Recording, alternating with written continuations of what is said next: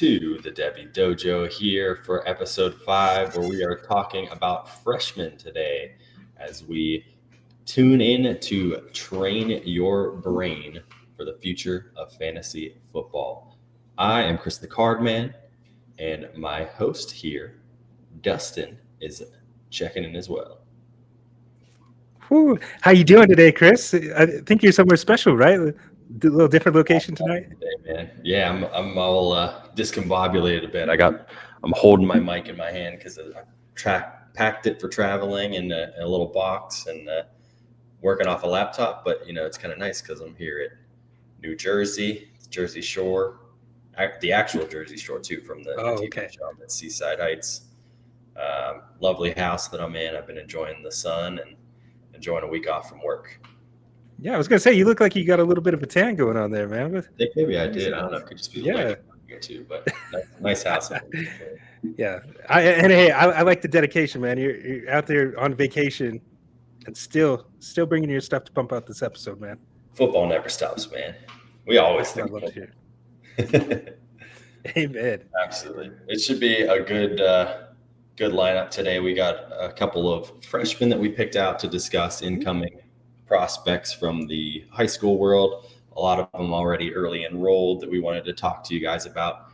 Not necessarily rankings, but just some freshmen that we feel like have been getting some buzz, a little bit of highlights that we wanted to go over. As we've discussed in the past, freshmen aren't always the easiest thing to break down on Devy, especially because there's not a whole lot out there. You're looking at high school tape and kind of trusting some of those bigger platforms, scouting reports, and then you're just kind of ripping the Band-Aid off and putting them on your roster. So we did a little breakdown for you guys, and we're looking forward to talking to you about a handful of them. I just wanted to highlight real quick, we have touched on our tiers, a handful of players too. DeCorian Moore, Bryce Underwood, Keelan Russell, Usmane Chroma, Jerome Miles. I even talked about Jamie French on an episode with the Devy Planet a while ago too. So those are all guys that we're not really going to cover today because we have covered them before. But if you're interested, you can always go back and look at our old content to find those guys. We picked some guys that we have not talked about yet, including the guy I'd like to start with, Bo Jackson. Anytime you hear the name Bo Jackson, you're thinking, well, that's a football player for sure. He is not related to Bo Jackson, the legend. His name is actually Lamar Jackson. He's not related to Lamar Jackson either. But what is going on? It's a great football name. He's a 4-star running back at Ohio State. Listed as one of the top 10 running backs in the nation.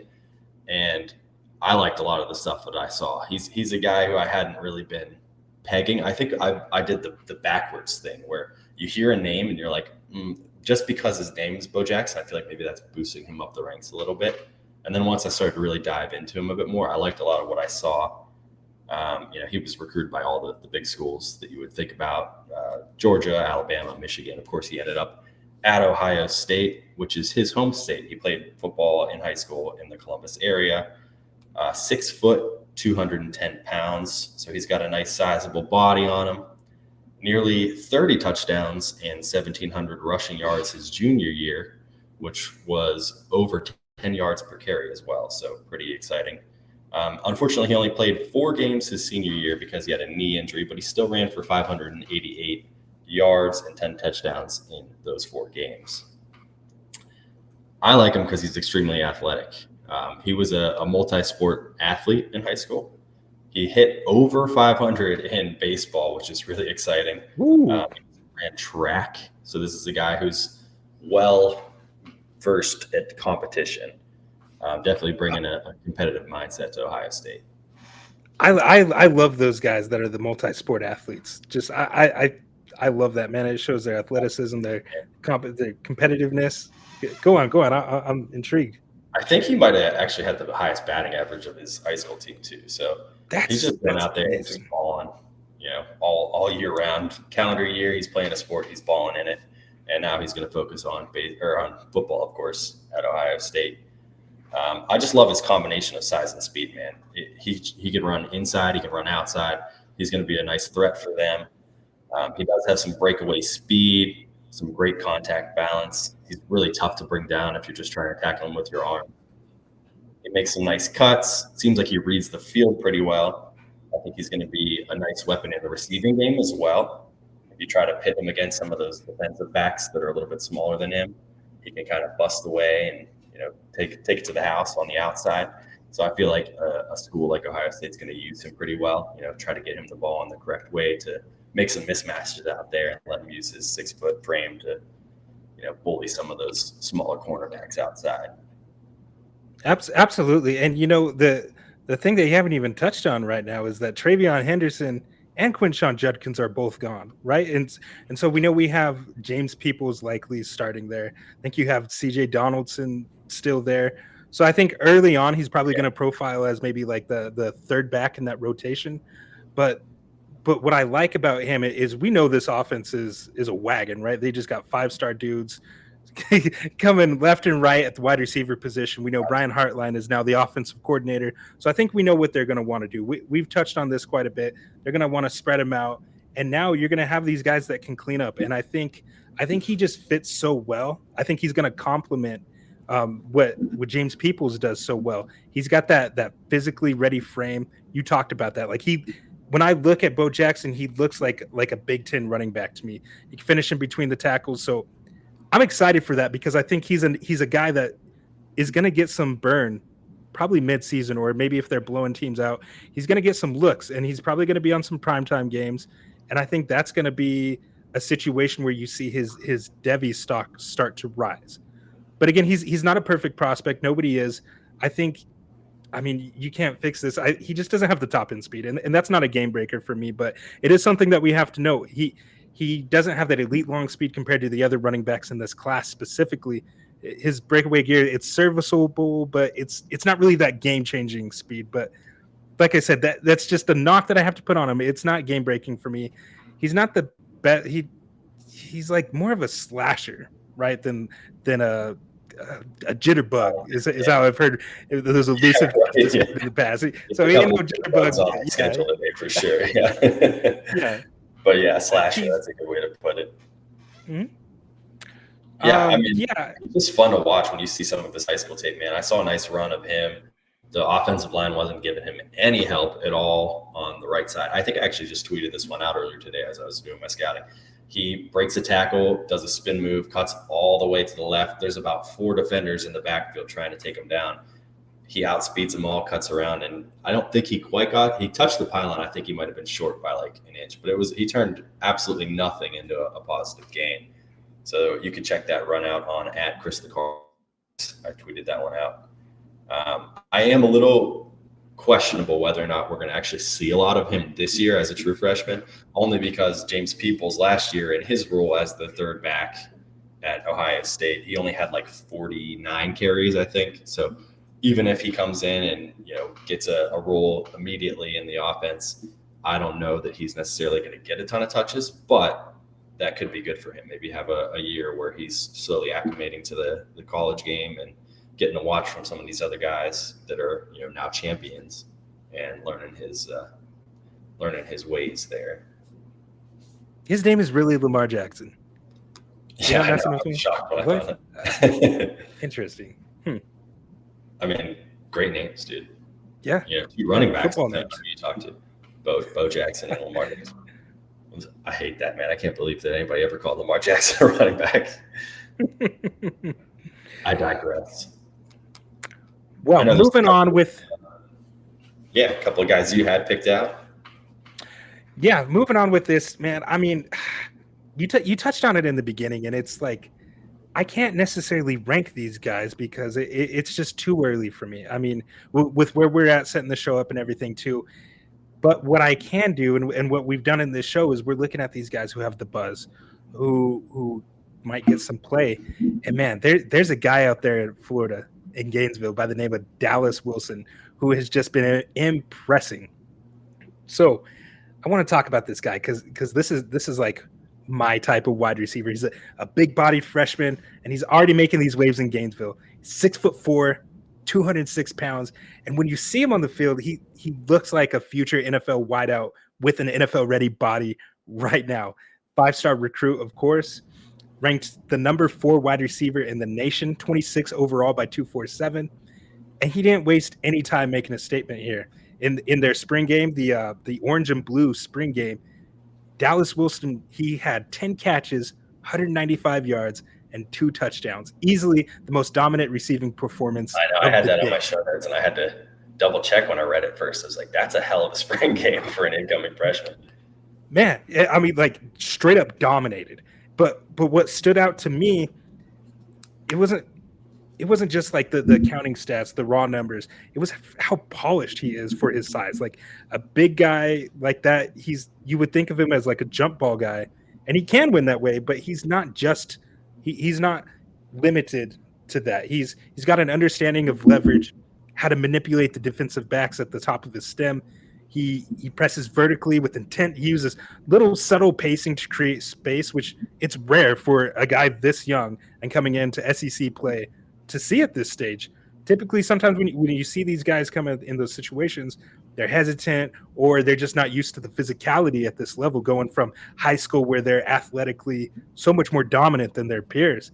So to see him be able to win with that nuance was just incredible for me. And again, we talked about it. What I love, he's a multi-sport athlete, and that background shows up because when he moves, he looks more like a basketball forward, right, than a high school wide receiver. It's evident after the catch. He's not this overly twitchy guy, but he's still physical, difficult to bring down, and you always know he's about to finish the play. But I mean, I have a habit of being like a golden retriever and just falling in love with these guys right away. So I had to take a step back and look at some of the things that he needs polished. His release package is decent, but it's still limited. He tends to rely on his size kind of to bully his way through the stem rather than winning with quickness or timing. And the issue is against the SEC corners at this level, that ain't always going to fly. Like he'll need to add a little more nuance. Yeah, at the line of scrimmage, like when you're battling right there, you can't always rely on your physicality. These guys, there's 5 stars on the other end too. Yeah, so just learning to play at this level, I think. But dude, bottom line, he's got the Sunday frame, right? He plays with the poise. That's rare for a kid this age. That early production, like I put a lot of stock into these spring games. Everybody has the different processes. I look at it because you're competing against your peers and any type of like level of competition, the guys that stand out that really want it, that matters to me. And I'll always be like, ooh, my eyes get big. Okay. Now I'm looking at this guy. I'm looking like he's got wide receiver 1 potential down the road because the tools are there. So now it's just about sharpening the blade. Yeah, when I see a guy 6'3", 210 coming out of high school playing wide receiver, you know there's a reason he's getting recruited by all these schools, right? Like he's going to add a little bit more mass in the next couple of years. He's going to have that alpha body. And what I like about him a lot is he was regarded kind of earlier on in his high school career as more of just a big deep play threat. And he really kind of opened up a little bit more into a bit more of a complete receiver his senior year. And so he's been a little bit more of a riser over the past year or so. And the coaches are already talking about his work ethic, man. He's always hitting it hard, and that's clearly shown if he's, on campus for a couple months and destroying the spring game the way he did. So he's got the right mentality right now, and I think he's going to have a chance to really grow down there with DJ Lagway as his quarterback for the next few years. Man, they're putting something very special, I think, together there in Florida. Like, I mean, not to get off the beaten path a little bit here, but they have so much talent. I'm such a DJ Lagway guy. I'm so excited to see what they put forward. But of course, that schedule, very tough schedule this season. So I don't know what it's going to look like. But I mean, DJ Lagway already kind of had that baptism by fire last season as a freshman with all the injuries and still performed like. Whew, I really love what they're doing. You've been a lot higher on him than I am, and I'm pretty high on him. So it's exciting to see. And I know that's something that both Dallas and the other guy that I wanted to talk about, Vernel Brown, have talked about being a reason that they wanted to go to Florida, and B, just how they're growing so much together in that locker room because he's just such a good quarterback. He's elevating everybody's game. So they're going to be a fun team to watch for the next few years. Yes, sir. Yes, sir. But Did you want to talk about him now? Absolutely. Vernel Brown is a guy who I feel like has been getting a lot of chatter lately. I've seen his name pop up a lot. especially in discords like the Devy Royale Discord that we're a part of. Shout out to those guys. I've seen him online a little bit pop up. He's a guy who, when you're coming in with Dallas, you might be maybe the second fiddle, but I don't think he necessarily needs to be. He was a top 5 wide receiver by almost every one of the rankings compositions there. He's a little bit smaller. He's 5'11" and 172, but that's a good thing in this case because I feel like he's going to have an opportunity to play the different role on that wide receiver core there on the field than Dallas Wilson's going to have the opportunity to do. So they're going to complement each other pretty well.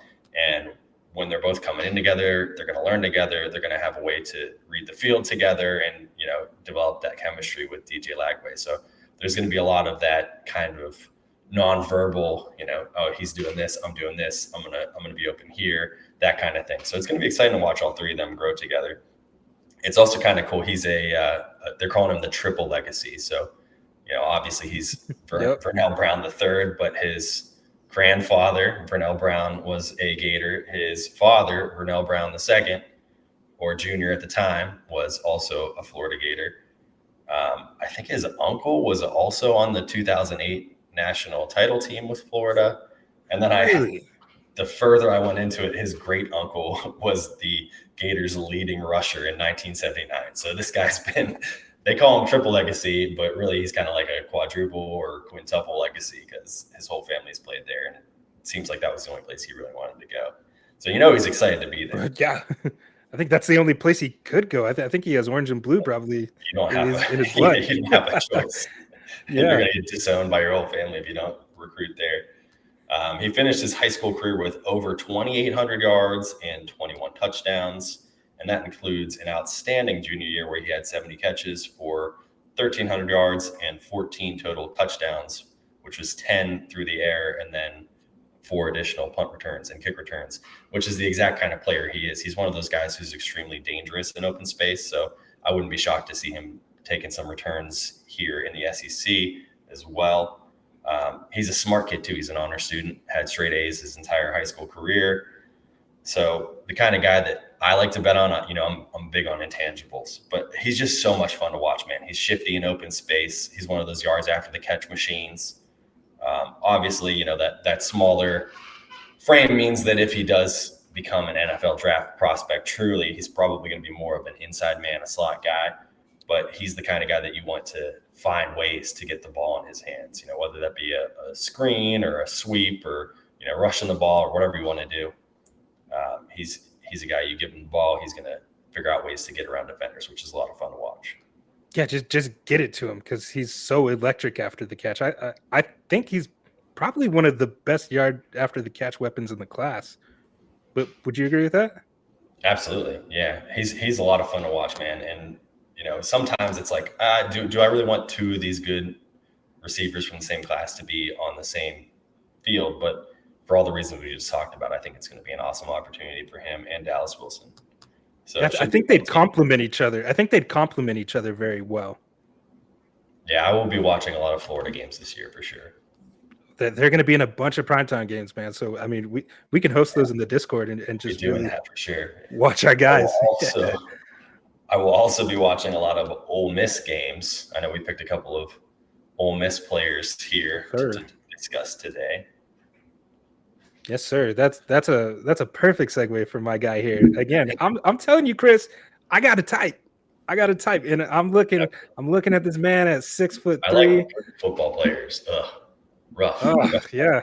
6'3", 190 pounds as an incoming freshman. A guy that's probably not on a lot of people's radars, but he should be. Mr. Caleb Cunningham there at Ole Miss. Like I said, big dude. He's from Mississippi, so that's a home state recruit that Lane Kiffin prioritized. He was a 4-star recruit, ranked the number 2 player in Mississippi, and a top 20 wide receiver nationally by 247 and on 3. But here's where it gets interesting. Cunningham originally committed to Alabama in July of 2024. But after this in-person visit during Ole Miss's big 28-10 win over Georgia, he flipped his commitment to the Rebels in November. So it wasn't like the idle chatter. This wasn't a late cycle, high profile flip back home. It was sparked by a real connection with the program. He talked about it. It's so exciting to hear him, how Awesome. excited he is to play for the SIP. Like that was something you could tell was really important to him. And I've been pretty critical of Lane Kiffin, like as far as his offense translating, but he's building something here. I'm pretty excited with Austin Simmons rolling in. You know how I feel about him. So, but I ain't here to talk about Austin Simmons today. I'm sure I'll talk another day about that. But on the field, Caleb Cunningham, he's physical, he's explosive.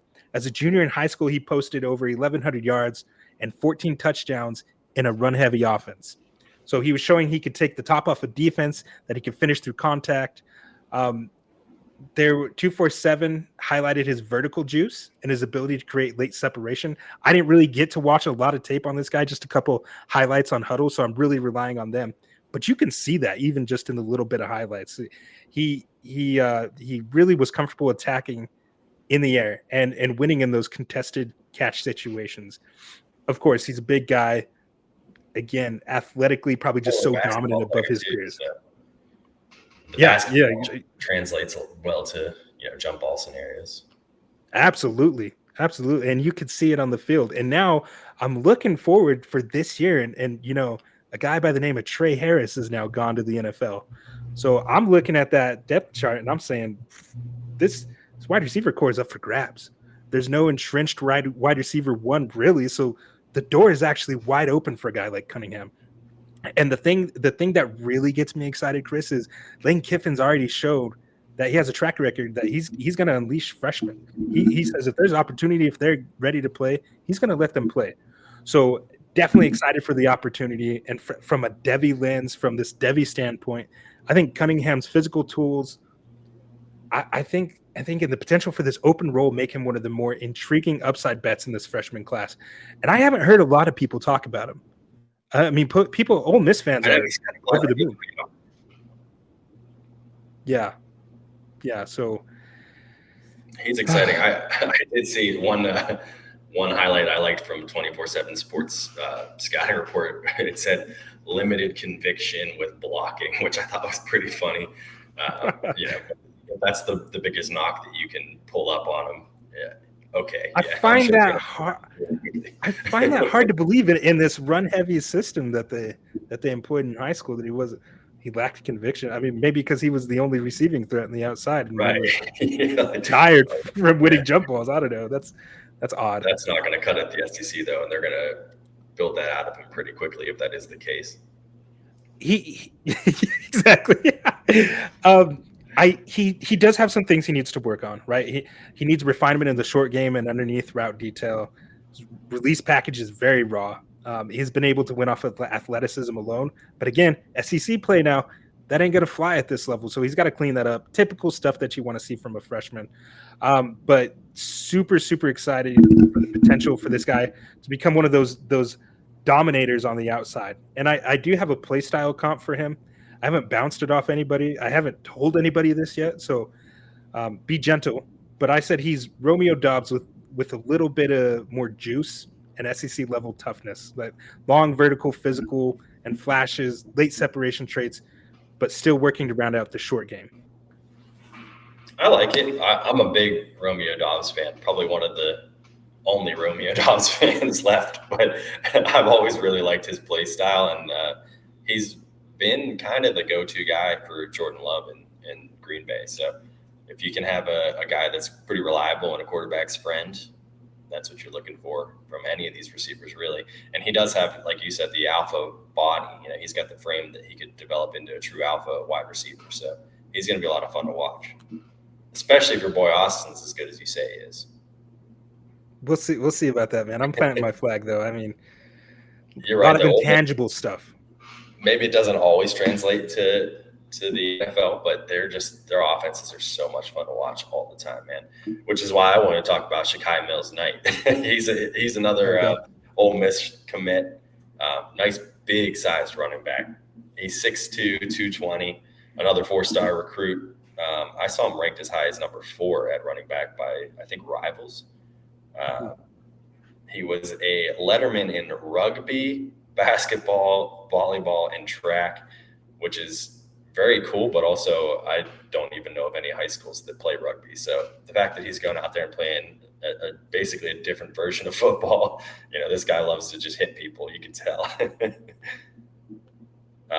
He is Canadian, actually, and moved junior year to Chattanooga to play football here in the States against better competition, and that has obviously paid off. Also, interesting tidbit, his uncle is a Jamaican national sprinting team trainer, so he's trained Usain Bolt. So that's definitely not his play style. He's more of a bruiser. He uses that big frame and tries to go after the defenders, craves contact a little bit, but you can tell that he plays a lot faster than you would think for a 6'2" guy. So he's got that game speed that I really like to see. When you're watching him on tape, you're like, man, that's a lot faster than I would expect for a guy with his build. Yeah. So as a result, he does have a little bit of breakaway ability. But of course, his big draw is that physicality. I think when you're looking at the whole recruiting process, Quinshon Judkins had been at Ole Miss, of course, and then left for Ohio State. So I feel like maybe that's what they were looking for, was a similar play style in an incoming freshman. So that could be one of the reasons that they were targeting him. But he runs very similar to Judkins, runs with a purpose, doesn't want to get taken down very easily. He makes nice cuts. He's a nice one-cut guy so that he can move more north to south. He's not doing a lot of the dancing. What'd you call it earlier? What was that?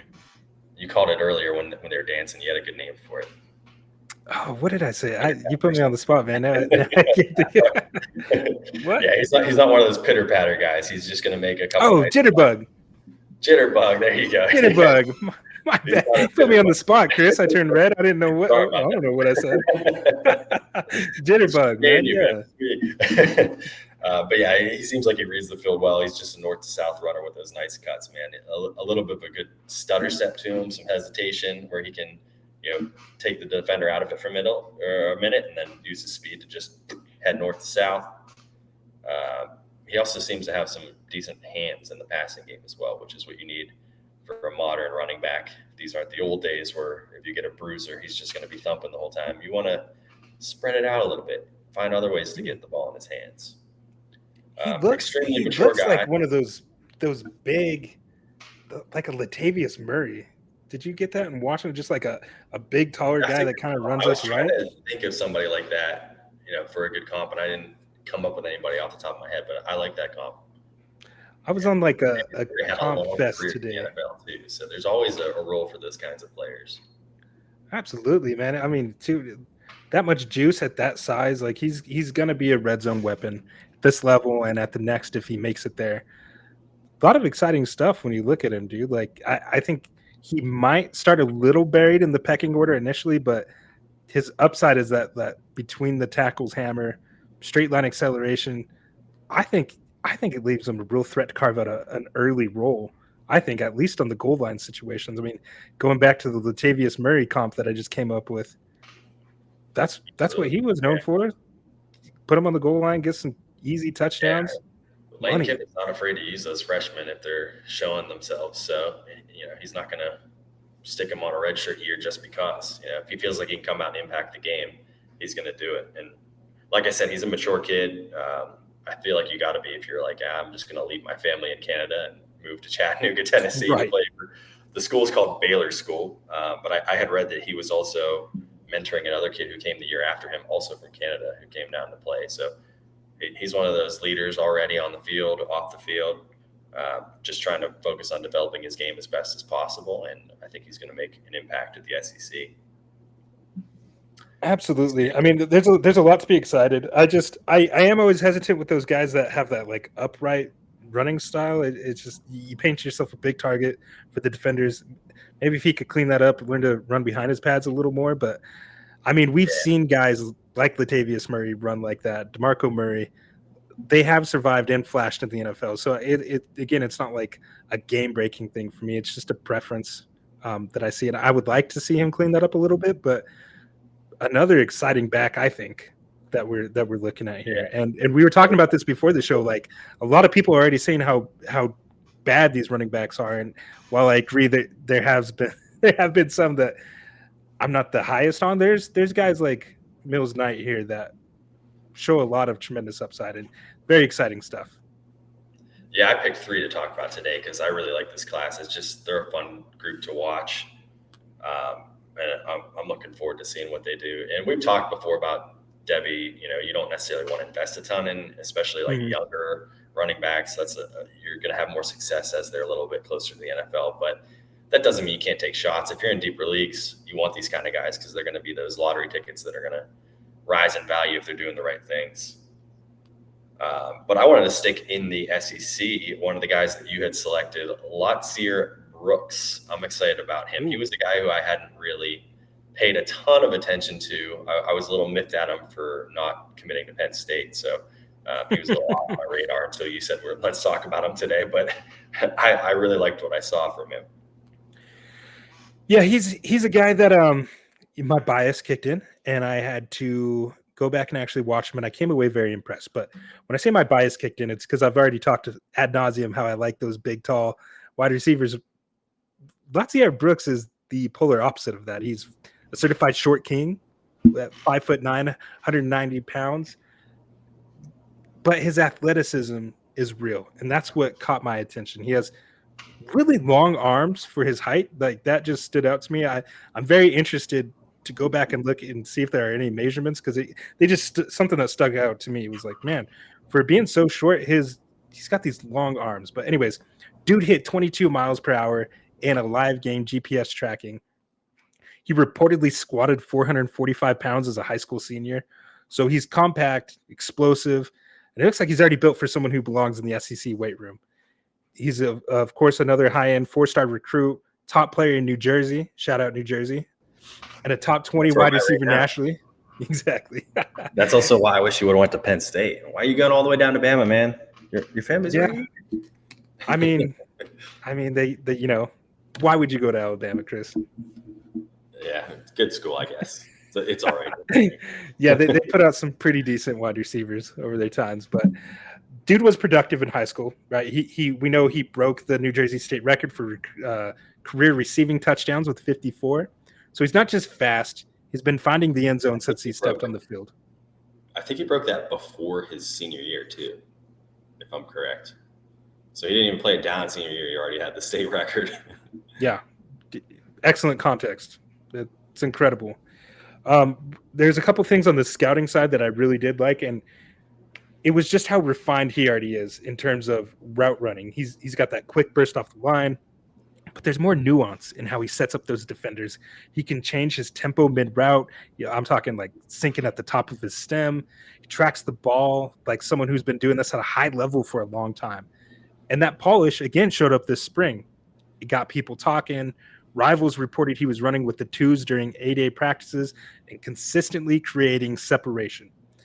He's had teammates say how fast he is. There's a safety. Bray Hubbard said that dude's just fast and he's hard to keep up with. So that's coming from somebody that sees him every day and has to practice with him. And the new Kalen DeBoer system at Bama, especially with Ryan Grubb back there, I think it's going to be perfect for a guy like Brooks. I say back there, now that Grubb is back with Kalen DeBoer. But in this system, it's all about timing, spacing. I think he's going to be able to use this guy in motion. He checks all the boxes of a guy that Kalen DeBoer wants to use. He's got the twitch to be a weapon underneath. I think he's even got enough vertical juice to stretch safeties if they're caught flat-footed. I agree. I mean, he does it all. The knock on him is his size. At 5'9", 170 pounds, he's going to have to prove he can handle SEC physicality, especially against those bigger nickel defenders that you're going to see lined up out there. He has the long arms, but just naturally.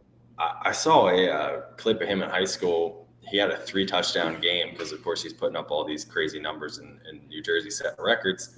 His 3rd touchdown of the game, he just completely mossed the dude in the end zone. So, sure, he's a little smaller, but he goes up and gets it, man. He jumped right over this defender. And the defender wasn't exactly small either. I mean, the guy got up, and he just got up even higher. So I'm not overly concerned about his stature.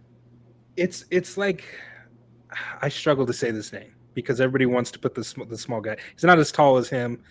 But it's Devonta Smith-esque with his arms, and I think that's probably why it stuck out to me, is just seeing him win in these contested catch situations that you wouldn't think you would see from a guy who's 5'9", shifty, can move around and win in those situations. Now, we got to see it at this level now. But I mean, it's on tape. I know he could do it. I know he has the athleticism to climb the proverbial ladder in the air and snatch the ball from a defender. It's really incredible. So I am very intrigued to see if he's going to get some burn there. I mean, you got Jeremy Bernard there right now. Of course, Ryan Williams. That wide receiver slot, though, might be up for the taking potentially. And I mean, we'd love to see him. He's freshman year. Getting a lot of buzz from coaches, so always a good thing to see. Yeah, I know Kalen DeBoer was talking about him just having instincts. You know, he's like, sometimes these younger guys, they just kind of get lost out there. You don't know where to look for them. You don't know where you're going to find them. But he just has that inner instinct to just get open. And he's, you know, maybe he's not there 1 second. Next thing you know, whoop, there he is. Brooks is wide open. I also like that you talked about his route running, because I saw a couple of the scouting reports online were kind of saying maybe he needs to refine his route running a little bit more, and, you know, not as crisp as you want out of a guy like him. But I completely disagree, because when I was watching him before I read any scouting reports, I was like, I really like his route running. I think he's already at a level where he's going to get open pretty consistently in the SEC. And sounds like you agree with me there. Yeah, I do. I got a comp for you, Speedy Gonzalez. When I was watching it, I was just like, I'm going to call this guy Speedy Gonzalez, man. He's just so like small and fast and twitchy. I know a lot of the Bama fans online were comparing him. You called him Smith, but a lot of them online were saying he's the next Jalen Waddle, which is a decent comp. That's a good one. Yeah. That's a good one. Yeah. You know, a lot of those. I like that more. Yeah. I'm looking forward to seeing him, man. I'm glad you picked him out again. Like I said, he was a little bit off my radar, but I'm probably going to have to snipe you in our next startup for him. I can't. This is a family program. I can't say what I want to say, Chris, but I'll save it for after the show. Yeah. I only picked one quarterback to talk about today, and that is Deuce Knight. He's a guy who I think is pretty polarizing. Some people are a lot higher on him. Some people aren't quite as high on him. There's a lot of reason that maybe you wouldn't want to be high on him, because I think his accuracy probably could use a little bit of work. You know, he's more of one of those raw quarterback prospects coming out, but he has all the physical tools in the world, man. He's just dripping with athleticism. 6'5", 210, 4-star quarterback prospect. You know, we've talked about it on this show today, even, you know, and in the past, quarterback prospects, not necessarily the greatest bets, but if I'm taking a shot a little bit deeper in a Devy draft and I want a quarterback on my roster, he's one that I want for sure, because he's a lottery ticket just waiting to be cashed in. You know, he's going to Auburn. He has all those raw tools that I feel like they can refine down there. I think he actually flipped too. I think he was a Notre Dame commit for a little bit there, and then flipped. He was. Hugh Freeze worked his magic and got him to come back down to the South. But yeah, I mean, like I said, there's a few red flags with his overall rawness, but just dripping with tools, man. He's a 2-time state champion in the long jump.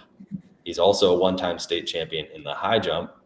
He's got a 4.5 40, which is great, especially for a quarterback. So he's not only athletic for the position, but just one of the best athletic prospects in this entire class. He's a great running threat, but he doesn't necessarily look to run first. He had a game last year with 651 yards and 9 total touchdowns, and only like 100 and something of those yards were rushing, and 2 of the touchdowns were rushing. You know, the rest 400 something passing yards and 7 TDs. And it wasn't just one guy either. He scattered it across the field to 4 different receivers.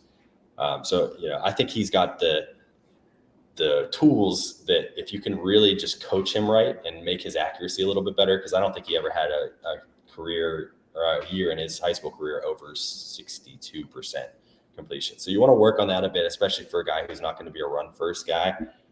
But if he can just step it up a bit, he's going to be the next, you know, Anthony Richardson or whatever, you know, one of those dual threat quarterbacks, Lamar Jackson, one of those guys that are coming out of college that you're like, is he going to be the number 1 overall pick in everybody's super flex leagues? That's a long way of projection, of course, but he's got that kind of talent and build that I feel like he could be there one day if he makes the right moves. Yeah, there's a lot of intriguing stuff from what I've seen on him. And admittedly, this is a prospect that I haven't really done a deep dive on, but I do remember him flipping from Notre Dame, man, because I have a lot of family who are Notre Dame fans, and they were very upset by that. God bless you. Yeah, notably, they were excited about him pairing, of course, with Marcus Freeman, who I think is an incredible coach, but more specifically with Mike Denbrock there, the offensive coordinator. LSU worked with Jaden Daniels and the likes. I think that would have been a really exciting pairing. But I mean, Hugh Freeze has always been traditionally, I shouldn't say always been, not lately. Traditionally, he's been a guy that can really put a very productive offense out there on the field. And we're going to see. I mean, they got Jackson Arnold in front of him, and Jackson Arnold did not look good at Oklahoma passing the football. So there could be potential for. I don't think he would come in right away, but I mean, there's potential. I question is Hugh Freeze going to remain there if Auburn has another season like last year? Is Hugh Freeze still going to be there? And then are we looking at a situation where, you know, he enters the transfer portal and maybe he goes back to Notre? We don't know. There's just a lot of not a lot, but there's enough red flags in his profile to give me pause with him. You touched on his accuracy concerns in high school. Not only that, he didn't face the best level of competition there. And then he actually transferred to a better level competition, and it wasn't getting any better, and he had to come back. He still finished, I believe he finished his high school campaign with a losing record overall. Yeah, I know QB wins. Yeah. That's something that you're QB wins hyped about. Yeah. You know, it's a team dependent sport, but I mean, these guys should be dominating at that level. Honestly, well, even that the game top guys. That I was telling you, he had 651 yards. They put up like 60 something points, and the other team still put up 48. So I don't know that he was working with the best defense. I'm sure that was a tough team to play for. But yeah, that is a little bit of a flag. You know, I mean, it's high school. It's a little bit different. But when you're not winning games consistently, that's something that you're a little bit concerned about, which I think is part of the reason he's so polarizing. Oh yeah, for sure. For sure. I like those southpaw guys too. You know, the ball just comes out of their hands a little differently. Got weapons, right? Like if he could see the field, you got Cam Coleman out there. My guy, Cam Singleton, Coleman, by the way. I love Singleton too. You know that. So I know he's going to have some guys to play with for sure, especially if he gets on the field this year. I like him a lot. You know, it's like some of the plays that I feel like he was the best at was when he wasn't trying to do, you know, the traditional quarterback reading the field and making a pass kind of thing. When he's breaking out of the pocket, he had a couple nice, like there was a shovel pass that he did. He accelerates so quickly. So I almost wish he did run more than he does, because there's some plays, you know, the high school level, at those lower levels too. You could see him just kind of take off really quick, and it's almost like the defensive line doesn't even know that he's moving yet because he's just so fast. He's just behind them all of a sudden. They're just like, oh, what happened? Yeah. So I almost wish he ran a little bit more than he did. He's a fun guy to watch though. And like I said, he's a lottery ticket. So you're making the conscious decision that a little bit more than any of these Devy picks are going to be, this is potentially lighting the pick on fire, but it has a lot of room to improve because he's sure to rise up rankings if he shows any level of competency at the collegiate level. Yeah, that's a good call, man. I also only put in one quarterback here.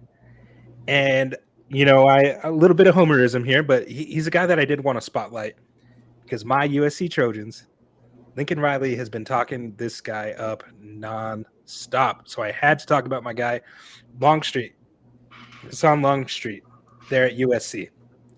Like I said, this one hits close to home. I'm a USC fan, and he's a freshman quarterback who may not just be the future of the program, but the next in line in the legacy of #1 picks shaped by Lincoln Riley. Can I get excited? Can I get excited a little bit? Maybe he has a chance to save Lincoln Riley's job at USC too. Who knows? Look, I don't know if you've heard, but we got a really good recruiting class coming up. And Longstreet.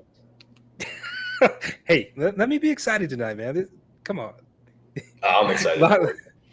Thank you. He hasn't been as bad as people think he's been. No, he really hasn't. Especially USC. I mean, okay, I've been pretty critical of Lincoln Riley. He's got no excuse after this year. after this recruiting class comes in. Now he's had 3 years to get his guys in. It's time. Like, we got spoiled. We had Caleb Williams in there when we didn't really have pieces around. You know what? That's for another show. Let's get back on track. Longstreet here. Oh man, I was about to go down a rabbit hole. Okay. Yeah, I was gonna let you too.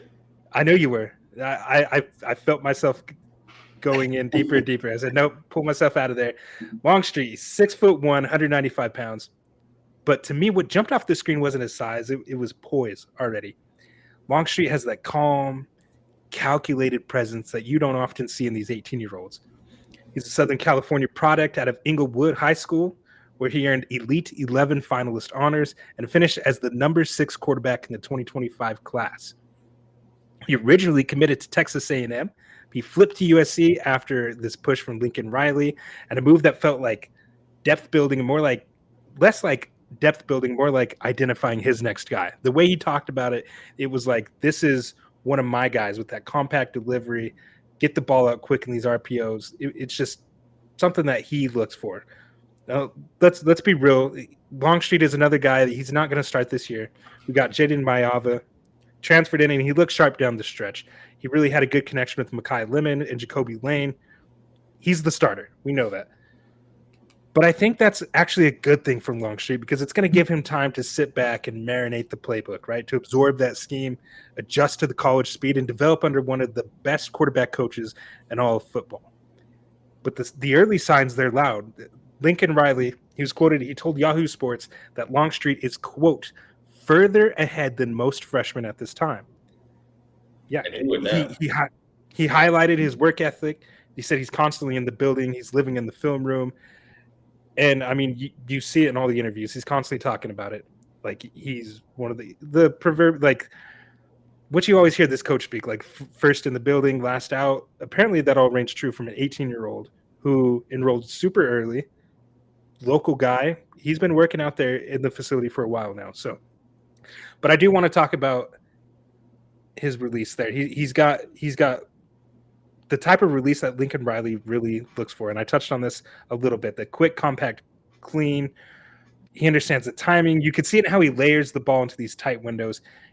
I saw in his huddle highlights, I saw him moving his eyes, it looked like, to move the safeties off. So, I mean, some high-level stuff from a guy that I probably would have considered to be a little more raw than I thought. Definitely didn't think he had the poise like this. He's definitely not a dual-threat guy. But he is elusive. He's slippery enough in the pocket to extend the plays. He could reset his base without panic. But most importantly, the ball comes out on time, and it comes out hot.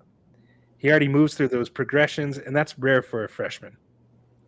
I talked about his processing speed a little bit. I think it's advanced for a freshman.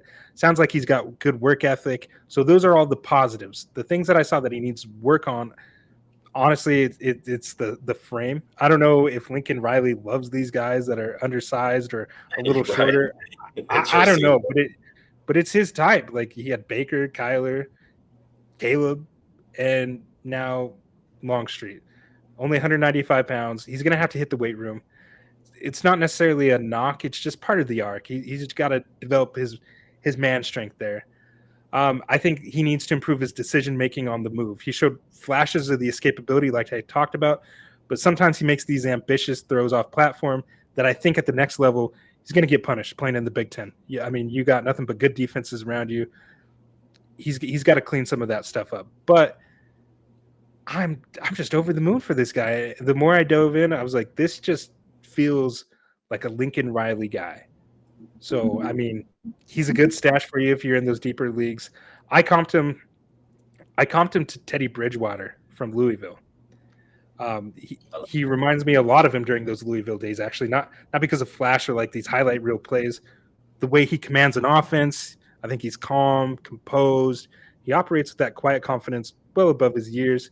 Like Teddy, he's a rhythm passer. You know, and he can kind of throw it directly into a crowd of defenders, just knowing that his man's there and he's not afraid to do so. That doesn't always work out in his favor. I know he had a little bit of struggles with turnovers his senior year, but that's the kind of mentality that you want, because, you know, we can work with turnovers, right? Like, we'll just tell you how to refine and make better decisions, but you can't really grow that confidence that he has without on-field success. So I think you can learn to dial that back. You can learn to dial that back. I'd rather have a guy who sees it and rips it and has the confidence in his arm to make those throws than a guy who's gun shy, is going to hold it, take a sack, run from a clean pocket. Those things, now those are harder to correct once you start forming those bad habits. Yeah, but that's borderline yips. He's got the opposite of the yips. Yeah, opposite of yips. Yep, exactly. But yeah, I think he's just a guy that the staff is going to be able to rely on when it's his time. So I'm excited about the process that they're employing with this. And I think he's just going to be a good stash for your Devy leagues. And you could get him pretty cheap. Very cheap, actually. That's a good call. Yeah, he's somebody who I know we've kind of flirted with maybe talking about in the past, especially since you're a USC fan. And I'm excited for you, man. I don't think I have any shares of him and Devy, but I might be taking a shot or two here or there with these deeper leagues. And he could be fun in the future. Lincoln Riley is the quarterback whisperer, so if anybody can build off of his promising assets now, it's going to be Lincoln Riley. 3 quarterbacks selected number 1 overall in the NFL. Yeah, that's exciting stuff, man. So he knows what he's doing, and if he's talking about him already being advanced for a freshman, I trust his opinion more than anybody's. So good on you, man. Good luck, sir. We're back. My final guy is yet another running back. Like I said, I really like this class. I've been really enjoying watching these running backs. Maybe I'm just I'm craving football so much that I want to watch people just run the damn ball, But I wanted to talk about Harlem Berry, which of course everybody's excited about Harlem Berry. He was the number 1 running back in his class for a reason, and everybody should be excited about Harlem Berry because he is extremely exciting. He had 4 straight 2,000-yard rushing seasons in high school, finishing his career with 8,571 rushing yards and 142 touchdowns. And that's just rushing. And that is insane. He had 41 touchdowns rushing. So ridiculous numbers. And, he flashed as a receiver too, 52 career receptions for 888 yards and 12 tutties on that side of the ball too. Or not side of the ball, but catching the ball. He's 5'10", so not the biggest guy, but not the smallest guy either. Very speedy, very shifty guy. He loves to get outside, and he does it quite often, but that doesn't mean he's afraid to take it up the middle either. He's also fast. He's got state titles in the 100-meter and the 200-meter. So he's an extremely elusive guy. He's got those quick feet. When he's out there in open space, he can make the defenders miss pretty easily, which is why he tries to get outside so often. I know that you love Caden Durham, and I think we're probably going to see a lot of Berry this year too as a nice compliment to Caden Durham because I think so. 1-2 punch in the backfield. I hope so. LSU needs to run the ball some more. Please. Yeah, for sure. I'd love to see both of these guys this year, and he's the guy everybody's excited about, of course, and we're excited about Caden Durham too. But I think he's going to have a pretty productive year for a freshman. And I'm looking forward to seeing what he can do. I saw 24/7 Sports compared him to Shady McCoy. I love that comparison. He's exactly like one of those guys. Those are the skitterbug kind of guys there. Scatterbugs, jitterbug, man.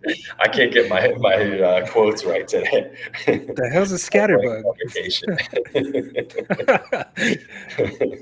I mean, that's a good comp. I like that. Shady McCoy. I heard one that I kind of rolled my eyes, but I get it. They said he was a more compact, SEC polished version of Reggie Bush. Yeah. I don't know. I struggle with that. That feels like a lazy comp, but I do think it's lazy, but it does capture that dynamic electricity that he's going to bring in space, right? I did have a comp for him.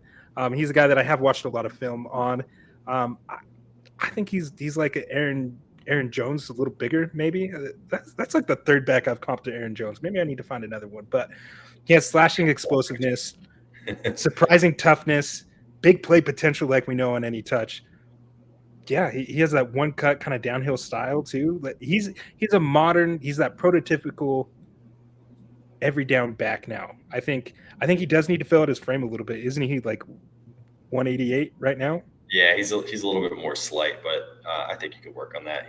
Get a little extra muscle on there. But I agree, he's going to need a little bit more muscle to compete even at the collegiate level, let alone if he's going to make it to the NFL, because you want him to be a little bit more durable, and you don't want him to only be, that outside satellite back type guy. You want him to be able to, have 3 downs in him and be on the field at all times. But he's just so much fun when he is just trying to find open space. If he's running behind the line, trying to get to the outside, he can stop on a dime, turn his hips really quickly, and just go the other way. So he's a highlight reel for a reason. He's number 1 running back for a reason, and he's exciting for a reason, which is why I want to talk about him today. He's got really good pass catching upside too, I think. Agreed, he showed like the soft hands, present himself a good target to the quarterback, all the little superlatives that you want to put in there. He's a really good football player, and LSU does need him. Like I'm the biggest Caden Durham truther. Took him again today in another Devy startup. But the thing is, LSU ran the ball the least of any SEC team last year, and conversely, they passed almost I think top 4 in the nation in pass attempts. So they were very one-sided on the football. And you had a first-year starter in Garrett Nussmeier just having to be the guy that they had to rely on to bring him back in games and getting these shootout situations. And if you want to win football games, if you want to have Nuss truly tone it down, then you need to have a complementary run game. And I think that's why I think he's going to get some burn. He does have Caleb Jackson in front of him still. But RIP, he's damn nearly dead. I think I was a big Caleb Jackson fan back in the day. But I think Harlem Berry's coming to take over running back 2 in that system. And Brian Kelly's talked about it a lot. Like he recognizes the playmakers that he has at that position and the need to get them the ball and the need to get them more touches. And ultimately that falls on him as a head coach. And I think with the year that they had last year, I think the seat's getting a little warm there. Like when he left Notre Dame and went to LSU, the expectation were national championships. He even said that's why he went to LSU, was to go win national championships, and Marcus Freeman made it before him. So the irony on that. But I think the seat's getting a little hot for him, and he knows he's going to have to play complementary football. He can't get in these shootout situations, and that's not going to be good for your quarterback. It's never a recipe for success. So I do think that the opportunity is going to be there. And I think the structured scheme fit is there, and he's going to complement Caden Durham so well. And then when Caden Durham moves on, it's going to be his backfield to take over. I think, yeah, it's great call out right here. I'm over the moon for Harlem Berry. I think he and Caden Durham are going to coexist very well this year. Yeah, it's a perfect 1-2 punch, and you're right. They really need to run the ball way more than they did. When I think of LSU and Brian Kelly, I think of that stupid TikTok that Brian Kelly did right when he was starting to recruit. But I also think that they're probably always trying to win championships. And realistically, what they need to be doing this year is trying to win a Heisman for Nussmeier. And the best way to do that is to take a little bit of weight off his shoulders so he doesn't have to be the entire freaking offense. Yep. And this is a good way to do it, man. Get him in there, get him a lot of touches freshman year, and get that LSU Tiger fan base fired up. Well, we're going to be watching LSU week 1 in the Discord. We're going to have that watch party week 1. LSU versus Clemson. We get right off the rip 2 of the top projected quarterbacks in the 2026 draft class battling it out. Plus, some of these freshmen that we talked about, like Harlem Berry, Gideon Davidson. You get to talk to us. Yeah, you get to talk to us. Join the Discord. It's free. We have a lot of good stuff going on there. I think we made it, Chris. Right? We have one more on our list, actually. Save it for another time. We'll save it for another time. Yeah, we're saving. We need to get out of here. But appreciate all of you guys going up. That appreciate everyone here listening. We love you all. That's going to wrap it up for this edition of the Devy Dojo, where the focus was on fresh faces, these long-term upside, and the early whispers from all camps that could turn into real Devy value. Like we said, no rankings this time. Just spotlight on players we believe are worth keeping an eye on, whether it's opportunity, whether it's traits, or a sudden rise in buzz. These were the names that sneak up in your league mates, unless you're already in the dojo. So keep your ears to the ground and your watch list updated. We will see you next time in the dojo. We are here. FantasySportsAdvice.com, offering the best fantasy sports social media platform. Why join endless Discord communities or the trolls of Reddit?